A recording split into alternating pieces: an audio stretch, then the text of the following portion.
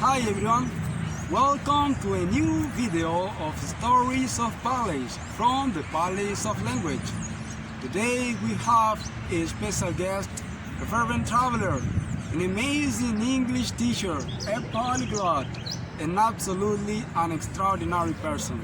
I have the pleasure to present to you Elizabeth Hikins from Halifax. Hi Elizabeth. Hi Anderson, how are you? I'm fine. Elizabeth, you have traveled a lot around the world. Can you tell us how many countries have you visited? And please mention some of them. Yeah, for sure. So I've visited over 35 countries.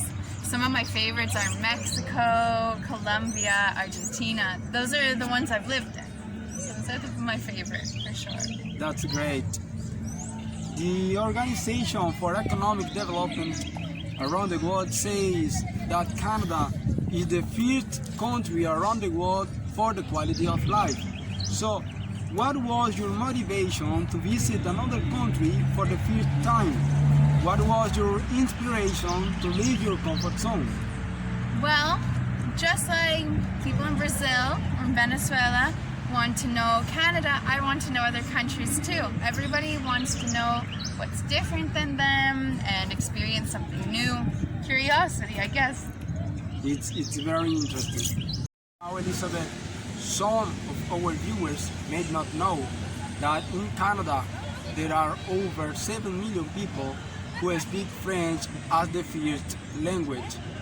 But what is the reason? Well, in Canada it's true, we have both English and French. And the reason for this is that originally Canada was conquered by the French and the English.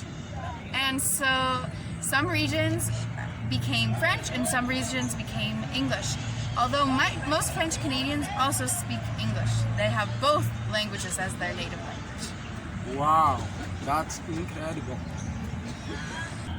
Elizabeth, you travel a lot across Latin America, but what do you really like from this region? Okay, well, my favorite thing would definitely be the people. They're very different than in Canada. They're very friendly, they like to dance. All of that is very different than in my country. My country might be a little bit colder. Here, everybody wants to be your friend.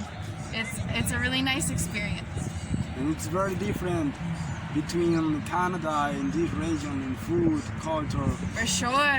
Here there's lots of dance. The food is very different too. Everything's very, very different. We're really very far from Canada. Now let's talk about languages. One of the most important benefits of learning a new language is connecting. Being able to have a conversation with someone in his or her language. But can you mention some of the other benefits? Yeah, for sure. Like you said, connecting with people. I mean, if you come to Brazil, you only speak your own language. You're going to miss so much. It's so important to be here and to be learning Portuguese. And it's the same thing if you want to go to Canada or United States. You really need to learn the language. But it can be good in order to get jobs. English is very important to get jobs or to get higher paying jobs. Or English in general is good for everywhere in the world. So if you want to go to Europe and they speak German, but they'll still speak English. They'll still be able to communicate with you through English. That's great. And as a student, do you prefer to learn a new language online or face-to-face? And why? Definitely face-to-face. It's a more interactive experience, and of course you can learn more than that way. Virtually you can practice by yourself when you go home, but when you do it face-to-face it really adds many more layers. It gives you a more all-around experience. And do you have tips for those who are learning a new language and they can feel discouraged because learning a new language is a slow, long process? Yeah, for sure. I don't think anybody should ever give up. Like, I mean, maybe you think your English isn't very good, But if you can say that, that means you already know something in English, so that's already a good start. You can always learn more. If you feel discouraged, practice more until you feel good about it.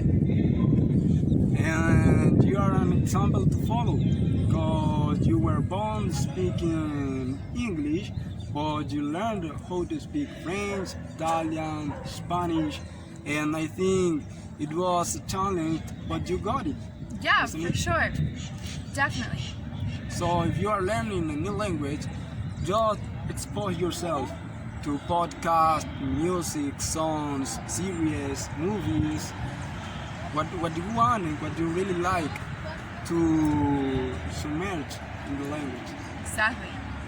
That's exactly what it is. Finally, let's hear about your experience as a teacher and why do you recommend the Palace of Language? Okay, well, I've been teaching English now for about 3 years, and I've taught in lots of countries, in Latin America, in China, in Canada, really all around the world. And yeah, I really like the idea of Anderson School. The Palace of Language sounds like it's an all-around school that really helps students to understand the language and understand how to communicate, which is the most important part. They have some of the best teachers and they have the most unique method to teach English in today's society. So I definitely recommend it. So Elizabeth, thank you for joining us, and now you know the Palace of Language, the power of speaking starts here.